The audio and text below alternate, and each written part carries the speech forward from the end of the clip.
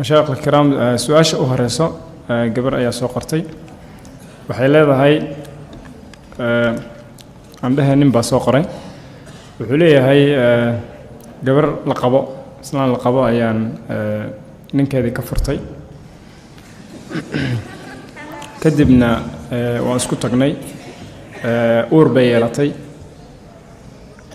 كدب بنقول سدوليه أيضا أور كله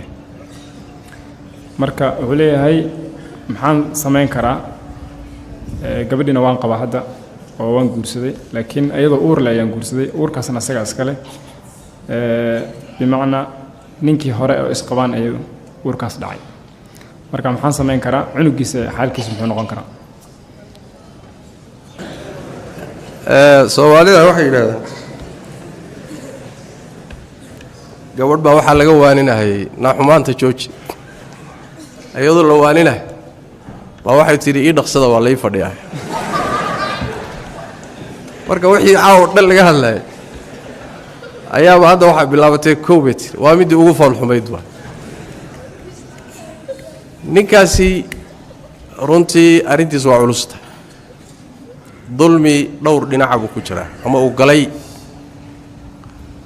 faaxishadu markay zina kaligeeda tahay quraanku waad aragteen oo aad buu u weynay magaca ilaahay u bixiyeen faaxisha loo bixiyay faaxisha waxa la yiraahdaa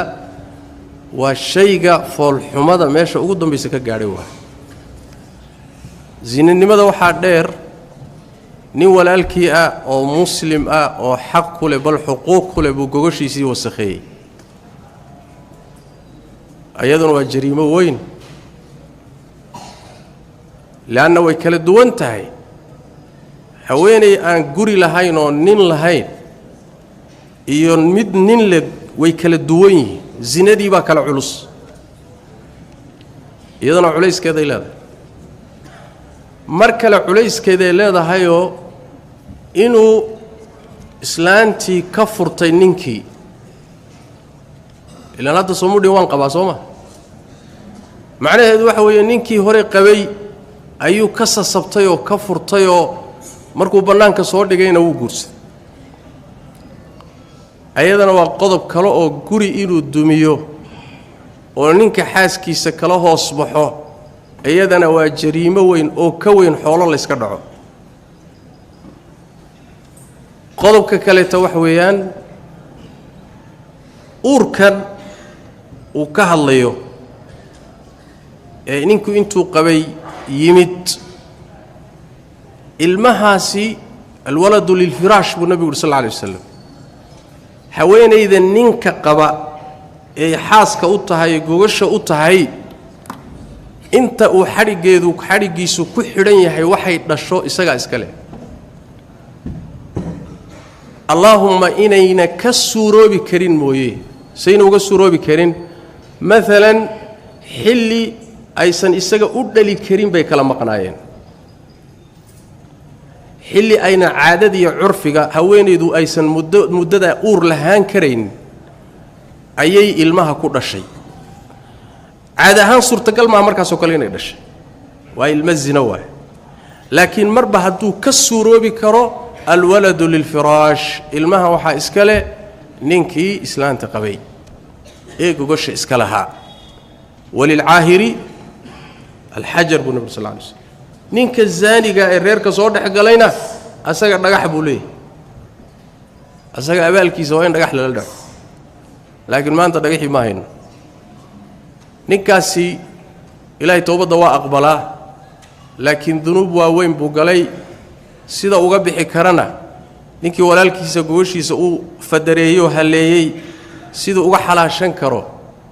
idinka ma sawiran kartaan yaa حق بني آدم واي gurigiisii buu ka qaatay gooshiisina waa ka wasakheeyay inta aad u tagto ma dhigi kartaa gogoshii baad yaan ka wasakhay raaleho yaafi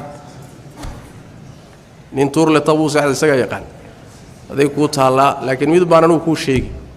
ilaahina uu soo laabo haweenaydaasi aad sida khaladka isugu timaadeenna ku celi ninkeedii dib ugu celi hadduu qaadanayo ilmaha warkiisa ka bax qodobka kale wuxuu yahay ninka walaalka ah inaad cafi weydiisato waa inta keliyata inuu ku cafiyo tii ilaahay iyo zinadaad gashay baab kale waay laakiin isaga dhankiisa xaq u lahaa inuu cafiyo umbu ku dhici karaa